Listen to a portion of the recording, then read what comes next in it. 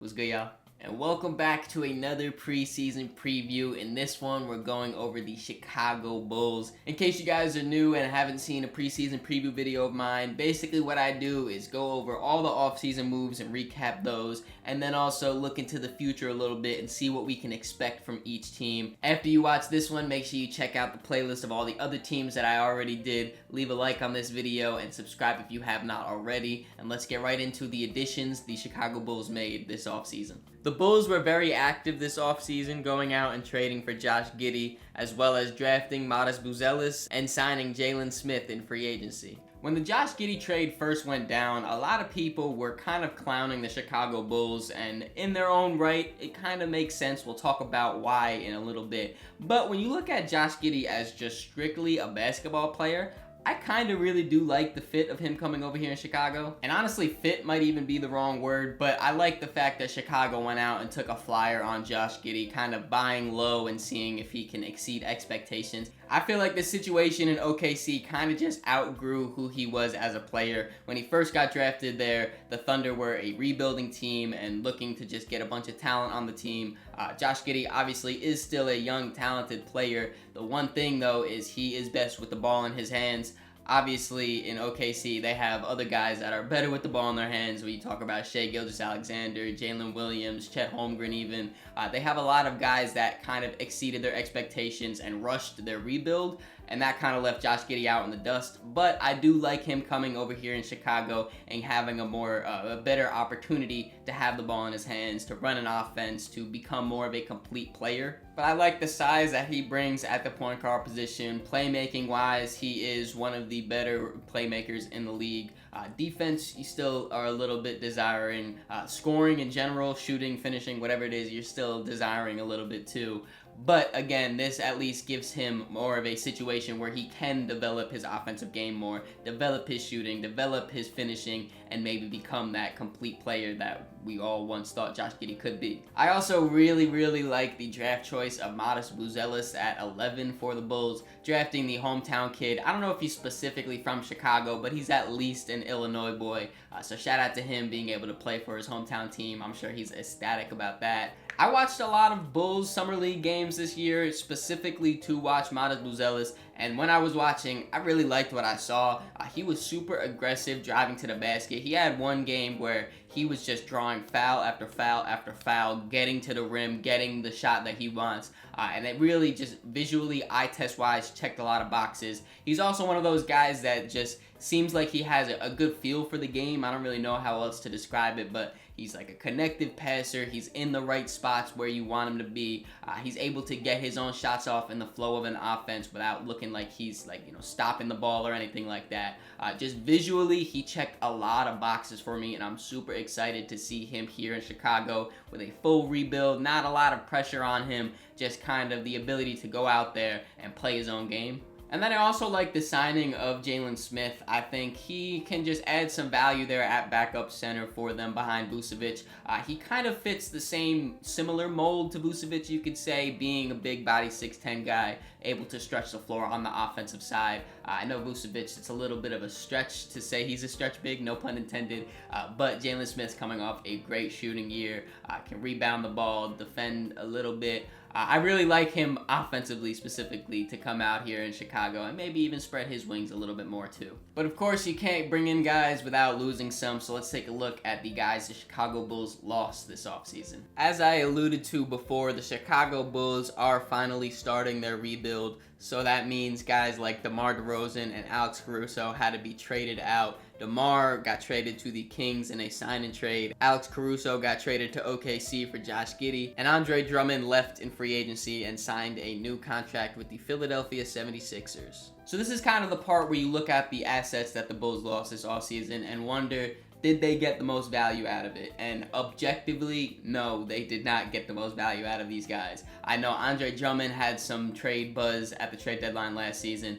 They decided to keep him, let him walk in free agency. Alex Caruso, it was reported that they were offered multiple first-round picks for Caruso at the trade deadline. they sat on it and settled for Josh Giddey. No draft capital besides that, just a straight up swap, Alex Caruso for Josh Giddey. And then, of course, DeMar DeRozan, they waited for him to become a free agent, and they did a sign and trade with the Kings. And we all know when you do a sign and trade, you don't really get enough value back at all. So it really is very questionable to me on why the Bulls waited this long to finally do it. But in that same breath, I am very, very happy that they finally decided to do it. It feels like the writing has been on the wall for the Bulls for the last few seasons now, that they need to reset, that their ceiling of this team is pretty low, and if they want to actually compete for a championship, they need to build it from the ground up. Now we're at ground zero, so again, I'm very happy that the Bulls finally decided to do that. But when you look at the value they could have got, it definitely seems like a little bit of a fumble. But now that we have an idea of what this new look Bulls roster could look like, let's take a look at a potential depth chart. We have some new faces here in the starting lineup, including Josh Giddey, who will be the new starting point guard for the Bulls. Alongside him in the starting lineup, you'll have Kobe White, Zach LaVine, Matas Buzelis, and Nikola Vucevic. Then off the bench, we should be seeing Lonzo Ball making his return this season, alongside Ayo Dosunmu, Torrey Craig, Patrick Williams, and Jalen Smith. So when I look at this rotation or depth chart, whatever you want to call it, the first thing that jumps off the page with me is, how long will Zach LaVine continue to be a Bull? Will he finish this season off? Will he be traded at the trade deadline before that? It's kind of a lot of questions going around Zach, because now that they are fully in that rebuild mode, he kind of is an odd man out with his age, with his contract. There's other guys that they might look to want to play and develop above, having Zach LaVine just take that starting lineup spot. Guys like Patrick Williams, maybe they would want to keep in the starting lineup if they do end up moving off Zach LaVine. In a situation like that, that would probably open up some playing time for another young wing on their team. Guys like Dalen Terry or Julian Phillips. They even got Chris Duarte in that trade for DeMar DeRozan. He's not really on the younger side, but he's still another wing that maybe they want to play. And like I said, Zach just kind of seems like he's the odd man out. I know right now his trade value is through the floor. It's at an all-time low because of that big contract. But I do think that Zach could still play at a high level, all-star caliber maybe level. I think he can impact winning at the bare minimum. If I'm being honest, if he didn't have that super big contract where he's making almost $50 million, I feel like he would have been moved by now, probably to a team like the Lakers or something like that that just need an extra scoring punch. I do think he could provide that for a winning team, but it's just, will the contracts work? Will they be able to find a team that wants to give up that much money and give him that much money for those coming years? I'm not really sure, but it is something just to kind of keep an eye out on. Another thing that kind of jumps off the page, though, is Lonzo Ball making his return. I am super happy that we can finally see Lonzo Ball play basketball again. There's video of him playing full court 5-on-5s with, no restrictions, full contact, all of that, which is super, super nice to see, because at one point, people were talking about that he can't jump and run and walk upstairs or anything like that. So the fact that he's able to be back healthy and playing basketball again, I'm very, very happy for him and for the Bulls. And I kind of just want to see if he can have that last season, if he can have a healthy season where he's productive. I'm not saying he needs to be back to that all defensive caliber guy where he's a starting point guard, shooting lights out from the three. I just hope that he can stay healthy and be a serviceable backup point guard, and I definitely think he can, and I hope that he will. Besides that, though, I'm pretty excited to see just all the youth that Chicago has in their rotation and just kind of see them develop and grow as players. They have 6 out of their 10 rotational players that I put there under the age of 25. You have Kobe, you have Ayo, Josh Giddey, Matas, Jalen Smith, and Patrick Williams. They have loads of young talent on this roster, and I'm pretty excited to see them just kind of go out there and unleash the range, just let them go and do what they want. Now that we have an idea of what this Bulls team could look like, let's take a look at some of their potential strengths. The Chicago Bulls have tons of size and length across the board for all of their players. The shortest players in their rotation are 6'5". Kobe White, Zach LaVine, and Ayo are all tied for the shortest. When your starting point guard is 6'9", you're in a pretty good spot. And when your backup point guard is 6'6", you're in an even better spot. For those of you that don't know, I am a Knicks fan, so Jalen Brunson being my starting point guard at barely 6'1", 6'2"-ish.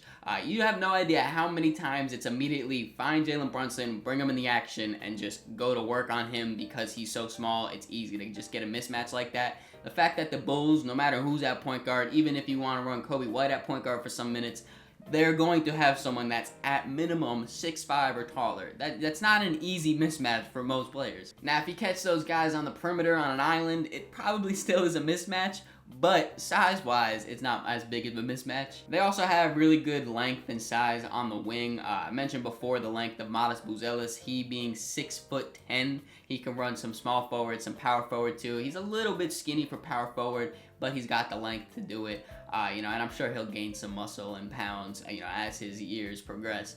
But still, they have the ability to kind of just run a bunch of different lineups without having to give up size. Patrick Williams and Torrey Craig also both being 6'7" on that perimeter. It's kind of funny though, because most of the time when I look at teams that have great length and size across multiple positions, they're usually set to have a pretty good defense.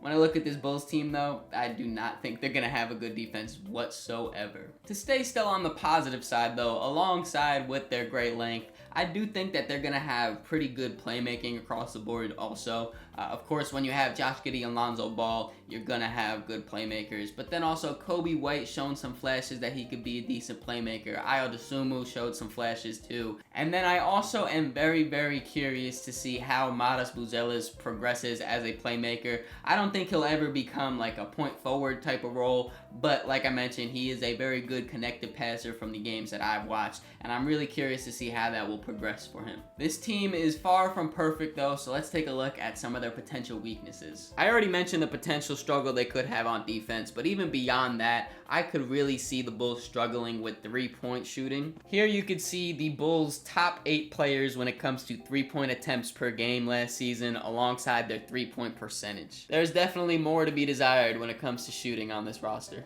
Now, when you look at the efficiencies and just the strict three-point percentage on the team, it doesn't really look too bad. Where I think they'll have the bigger problem is the volume of three-point shooting. The only real volume shooters they have on the team right now is Kobe White and Zach LaVine. In his breakout season last year, Kobe White led them in three-point attempts and then also had one of the best three-point percentages on the roster. I'm sure that's still going to convey. Zach LaVine, he was second in attempts in the few amount of games he played, but his percentage was down. He had a whole down year as a total last year. It was a rough season for Zach LaVine. I'm sure he will bounce back to around that 37-38% that he's been for the majority of his career. So those two guys are good. Beyond that, though, it gets pretty rough. You have guys like Ayo or Torrey Craig or Patrick Williams who can shoot the ball. When they shoot it, they shoot pretty good percentage, floating around that 40% three-point percentage.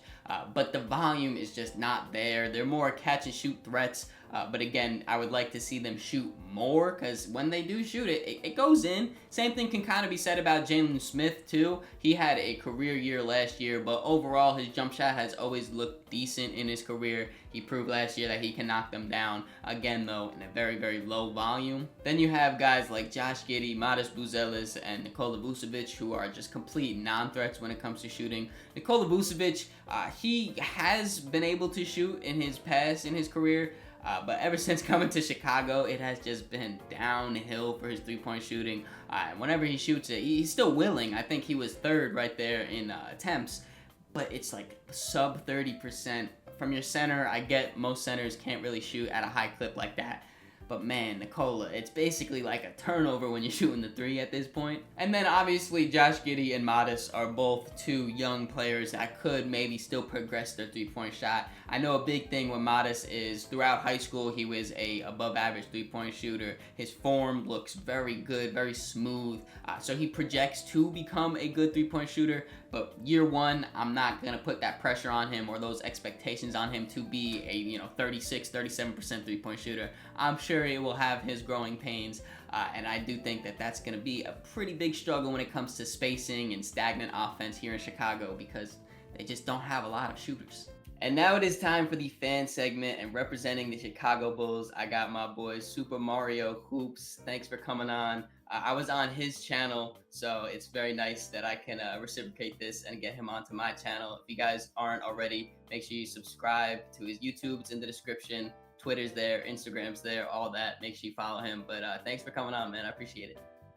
Yes, sir. Anytime I get a chance to talk about the Bulls, whether it's for good or bad, I'm going to be an honest Bulls fan and, just tell you how it is. So Perfect. Well, starting right off, what has been your favorite offseason move that the Bulls made?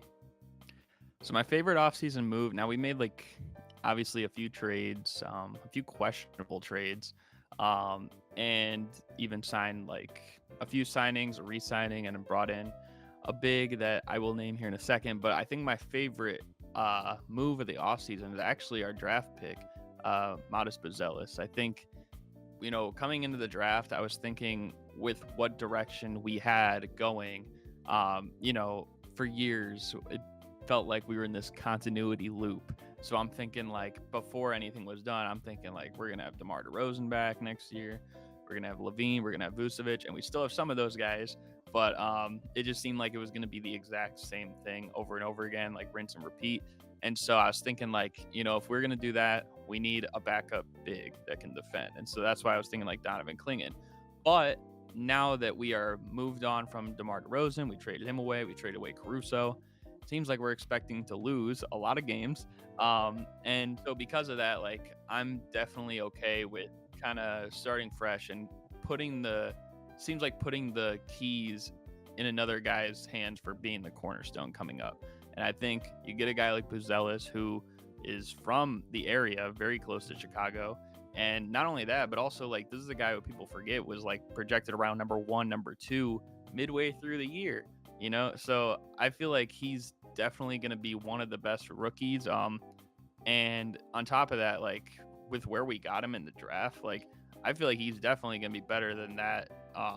But if you were to do like a redraft like 10 years from now or something like that, maybe he won't be the best player, but I think that we definitely got like a great draft pick at that spot. So that's something I'm excited for. And on top of that, it's exciting to have a guy who wants to be on the Bulls, because it feels like that's been like forever that someone who wants to be on the Bulls and they're from here. So it's automatically probably going to be like the most love for a player on the team since like the Derrick Rose and the Joakim Noah times, which is also something that I'm looking forward to. Yeah, I really also like the Modest Buzelis draft. I'm not too big into like the all the prospects until like they make it to the NBA, and then I'll watch like some film or the summer league. And when I was watching the Bulls summer league, Modest really like jumped off the screen. Like his impact of the game, I like how aggressive he was, his length that he has too. And you kind of mentioned it before, but in early mocks, he was projected to be one of the top picks. I mean, he only fell to 11, so he's still in the lottery, but he was one of those top guys. And I think even in an interview himself, he said that if he just shot the ball like he has throughout his whole career, instead of having like this really bad year in the G League, he would have still been one of those top guys. So, I really do like the fit. I like the fact that you guys did finally decide to rebuild. And again, like you said, instead of just keep going in that loop of continuity, you finally are able to put the keys into this young man's hands. And I really do like that fit for you guys. Yeah. And I mean, I think aside from that, the only other thing I would maybe consider is I think I like the addition of Jalen Smith. I feel like it's kind of like a very low risk move, especially with, like you said, the direction that we're going. But also like we've just needed like a backup center for a while, especially when Vucevic, whether he's like not moving his feet on defense or like if he's not hitting his shots, then he's almost like unplayable at times. And it's like you could sub in Drummond over the past few years and he'll get you rebounds, but he also isn't quite even as good offensively as Vucevic. And then on top of that, it's like he just comes with a lot of clumsiness. So I think it seems like it'll be a breath of fresh air having him on the team as well. Yeah, I also do think that was an underrated signing. I think I tweeted about it when it first happened. I like that. And speaking of underrated, it's a perfect transition onto this next question.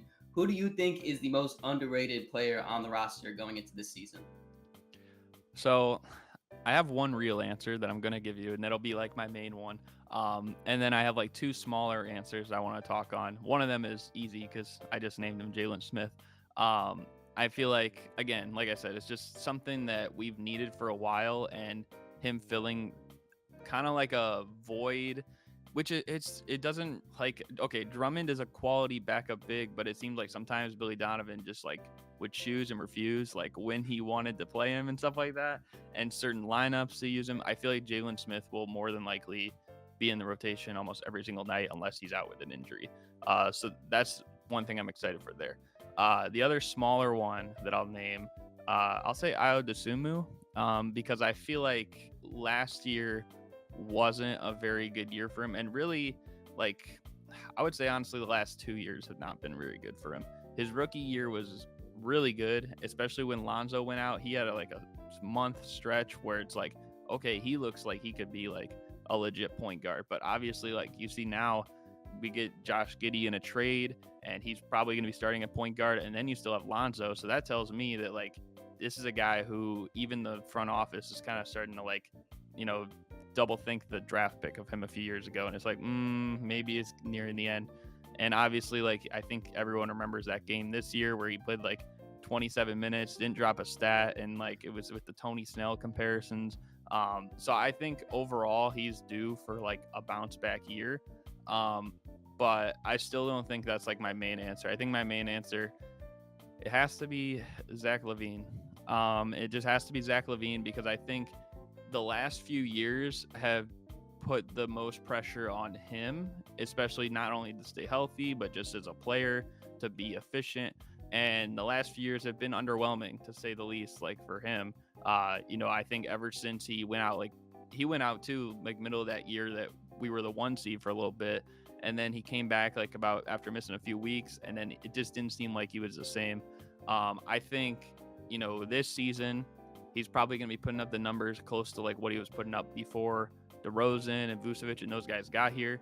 And I'll say this, and I mean, maybe you'll get what I mean by it, but like, I feel like LaVine this season will be very reminiscent of 2018, 2019 Tobias Harris on the Clippers. I don't know if that makes sense, but like, if you remember, like the dude was playing literally like an all-star. Like he was playing out of his mind, and then got himself traded to a better situation in Philly where he had a chance to win. Obviously, they haven't won yet, but I think like Zach LaVine, right now his value is not high. They want us to give up draft picks just to get rid of him, right? So I think as the season progresses, I don't expect we'll be, a crazy team. Obviously, we're not going to be a contender, but I think it'll definitely up his trade value, and then our front office will kind of decide what we want to do from there. But right now, it's just doesn't look very good, until we can see like, okay, like maybe we should buy into him from some of these teams.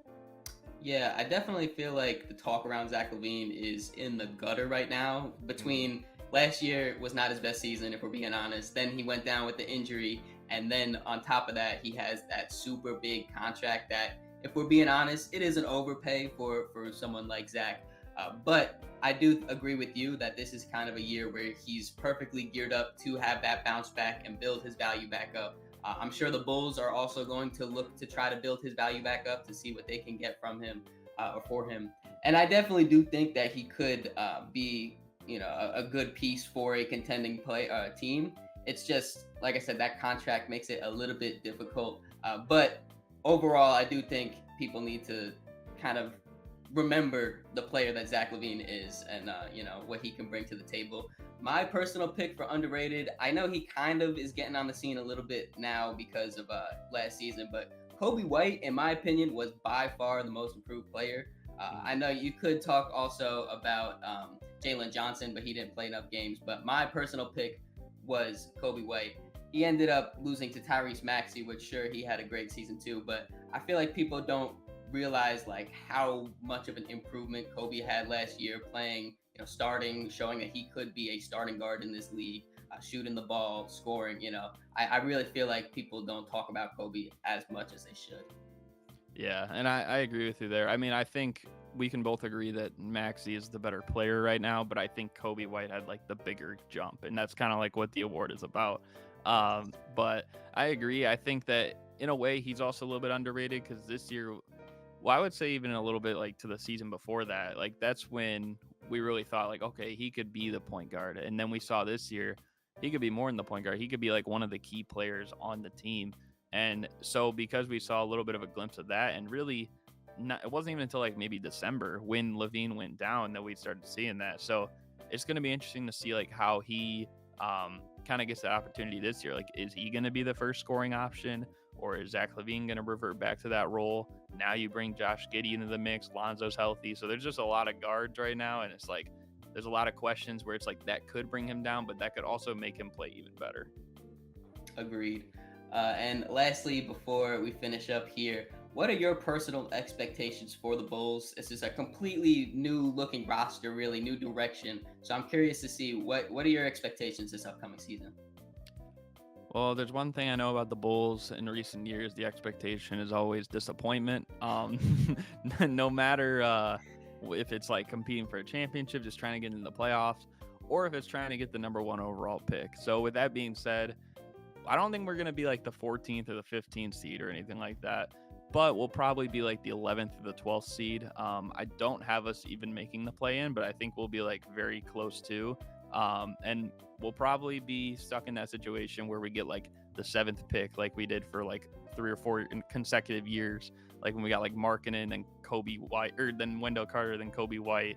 So that's kind of like what I'm thinking. But I mean, considering we all know we're not winning a championship this year, it would almost be like cool if we'd get like the number 1 pick, bring Cooper Flagg to Chicago, him and Buzelis. That would be kind of a nice duo. So that would be cool. Unfortunately, yeah, you guys are kind of just waiting to see where those balls fall to see the lottery. But like I said before, I think I could speak for most Bulls fans to say it's a good thing that you're finally choosing a direction. You're not just kind of half on, half off, trying to contend, trying to rebuild, whatever. You're fully rebuilding into that.